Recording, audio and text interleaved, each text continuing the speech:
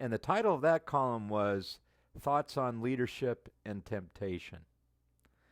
You know, almost everyone knows the story. It's rich in imagery, temptation, and religious design. And in two short chapters in Genesis 2 and 3, Adam and Eve are banished from the Garden of Eden. The devil is the provocateur in the form of a servant, and the temptation is a forbidden fruit that hangs from the tree of knowledge and the evil in the center of the garden. God gave Adam and Eve the pickings from any other beautiful fruit-laden tree in the garden, but for this one, he forbade them not only from eating its fruit, but from touching it too. Yet they did and fell out of grace with God.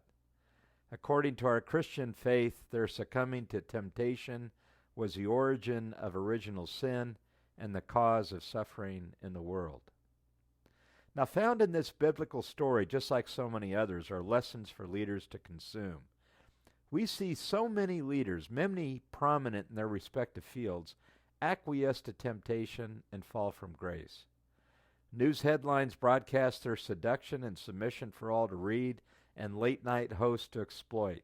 In some cases, a single lapse in judgment may forever tarnish a multi-decade stellar career.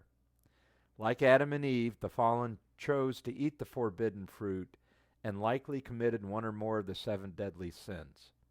Many of us scratch our heads and ask how and why this happened, especially if they are family members or close friends. Look, leading people can be intoxicating. Through your influence and personal connection, you're able to inspire people to do extraordinary things. Imagine the harnessed, focused energy erupting from the actions of others caused by you communicating a vision and pathway leading to a notional pot of gold. Success begets success, and soon the leader senses an exalted level of importance bestowed by their devoted followers. And if not careful, leaders may believe they possess divine gifts that set them apart and fall to the temptation of allowing others to treat them regally. I've experienced this attitude with many leaders, especially politicians from the national to local level, and CEOs from the multi-billion-dollar enterprises to the small local manufacturing plants. And therein lies the trap, the leader believing he is to be served, the antithesis of servant leadership. You know, guard against falling into this temptation by engaging a coach, surrounding yourself with the circle of independent-minded advisors, and establishing leadership routines that ground you. If you're not grounded, you too are likely to be counted among those who fell from grace. A business coach brings a wealth of experience, but most important, perspective and accountability. They're able to observe if you're headed down the hallway of the 7 deadly sins and which doorway you're likely to enter. They see strengths and weaknesses you probably do not, and they hold you accountable for your actions. Just like you can inspire others to accomplish unimaginable feats, they too encourage you to lead with character, vision, purpose, and passion. You want to get grounded? Retain a coach. The very best companies appoint an advisory board. These are independent thinkers whose experience and success built them an exceptional reputation. Their passion is sharing their lessons learned and helping organizations thrive. Why more companies don't appoint an advisory board is just as perplexing as to why CEOs don't retain a coach. The advisory board offers CEOs and their leadership teams broad-based counsel covering the leadership and management spectrum.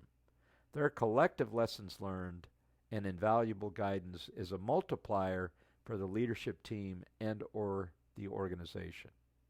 You want to stay grounded? On board an advisory council for your company.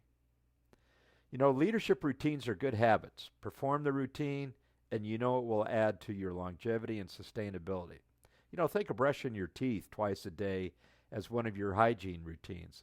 If you follow this routine, you know it will provide several benefits not only to your teeth, but to your image, self-esteem, confidence, and other positive lifelong advantages. Likewise, one of the most important and impactful leadership routines is emotionally connecting with your team. If you're a CEO, your most valuable contribution to the organization is bonding with the people in it. And you do that by wandering around and talking to them. Asking, how's your family? What's your favorite hobby? How can I better support you at work? What are your aspirations? What's your biggest challenge here? And is there something I can do to help you cope with it? Make wandering around and emotionally connecting with your team a daily routine, and they will ensure you stay grounded in servant leadership.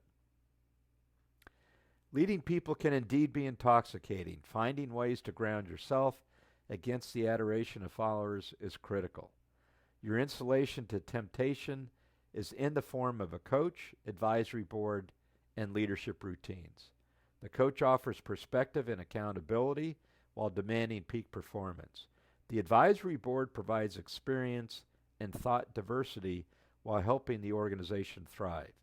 And leadership routines connect you emotionally to followers while grounding you as a servant leader. This is how you lead, think, plan, and act.